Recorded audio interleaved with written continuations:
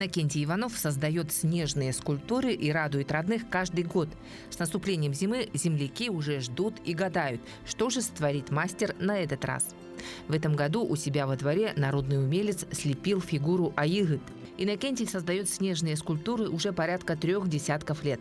Вначале лепил знаки года для детского сада, затем фигуры начали появляться возле дома. Правда, прошлый год единственный раз из-за состояния здоровья пропустил. 5 лет назад мужчина повредил руку во время работы на станке.